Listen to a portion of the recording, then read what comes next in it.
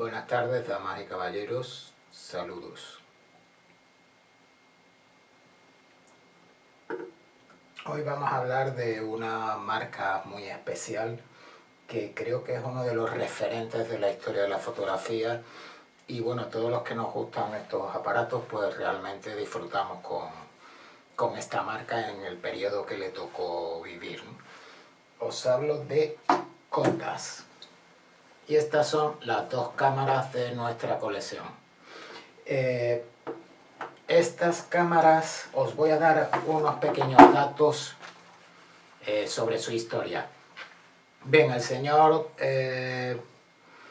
Carl Zeiss, como sabéis la mayoría, es un óptico que fabrica ópticas de alta calidad. En 1926, Carl Zeiss Jena y 5 pequeños fabricantes alemanes de cámaras desean crear una nueva empresa, Zeiss Ikon.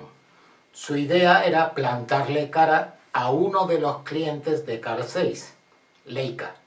Las ópticas que llevaban las Leica las fabricaba Carl Zeiss y eso se dieron cuenta que esas cámaras se vendían como rosquillas y decidieron hacer sus propias cámaras con las ópticas mejores que ellos fabricaban. Del 26 al 32 desarrollan esa primera cámara y en el 1932 presentan la Contax 1, que es la primera Contax de visor de Galileo y era la cámara que le plantaba cara directamente a Leica. Una cámara superior a Leica, que tenía innovaciones tecnológicas sorprendentes en la época, pero que empezó a dar fallos porque el diseño de la cortinilla no estaba perfectamente ajustado. Y los de Leica empezaron a atacar a Contax diciendo que esas cámaras eran de peor calidad. En el año 33 presentan la Contax 2, solventando esos problemas en las cortinillas. Y en el año 38-39 presentan esta cámara, la Contax 3. Esta es la cámara de mi tío Carlos, que está allí arriba. La Contax 3, lo que tenía de interesante es que llevaba un fotómetro, un exposímetro en la propia cámara. Es sorprendente, estamos hablando del año 38. Y bueno, siguiendo avanzando un pelín, en el año 47, tras la Segunda Guerra Mundial, la empresa se tiene que reconstruir. Y entonces en el año 47 presentan la primera reflex de la firma, la Contax S. Esta cámara supuso un avance a nivel de fotografía porque realmente era una cámara reflex de altísimo nivel. Como vuelvo a recordar, las ópticas que montaban todas las Contax eran Carl Zeiss, pero Carl Zeiss de las buenas. La empresa empieza a caer, la posguerra en Alemania es realmente dura y hay relaciones entre Japón y Alemania. Los japoneses visitan Alemania y hay básicamente dos importantes empresas que entran con las dos importantes empresas que había en la época. Canon entra en contacto con Leica y Nikon entra en contacto con Contax. Ellos, los japoneses, lo que hacen es copiar a las máquinas alemanas y mejorarlas. Entonces, en esa época surgen las primeras cámaras de visor de Galileo, tanto de Canon como de Nikon, que eran un poquito mejores que las Leica y que las Contax. Pero claro, ellos admiraban lo que era la ingeniería alemana, tanto en óptica como en mecánica. Como os he dicho, la empresa Contax seguía cayendo, no conseguía plantarle cara a Leica y Leica iba subiendo de prestigio y aunque la Contax era objetivamente mejor en su resultado, no conseguía conquistar al público, digamos, de referencia. En el año 1973 la firma la compra otra fábrica japonesa, Yashica. Y lo que hacen es que ellos, que eran fabricantes de cámaras, llegan al acuerdo de fabricar ellos la cámara y Carl Zeiss la óptica. Entonces las Yashica y las Contas de esa época lo que tenían era mecánica Yashica y óptica Carl Zeiss. En el año 74, un año después, le encargan al grupo Porsche que diseñe la primera reflex profesional de alto nivel con electrónica integrada y sale la Contax RTS. Bien, os hablo de esta cámara, la Contax 3.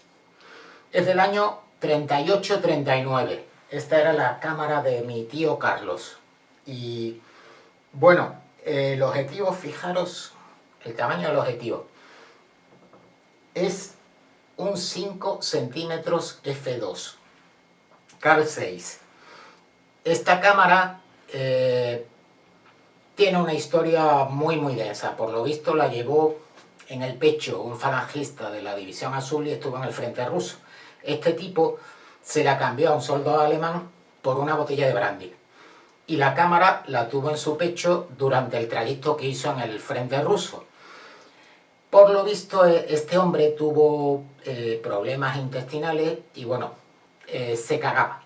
Y en una de estas marchas tuvo que apartarse del grupo de su columna y se queda el tipo aislado en mitad de ninguna parte y se le echa la noche. Entonces el tipo se queda literalmente congelado.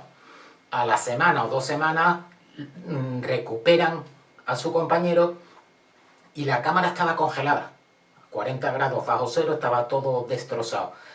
Se la enviaron a su viuda y sus efectos personales y entonces la cámara la restauraron en Madrid y la pusieron a la venta en una tienda de empeños.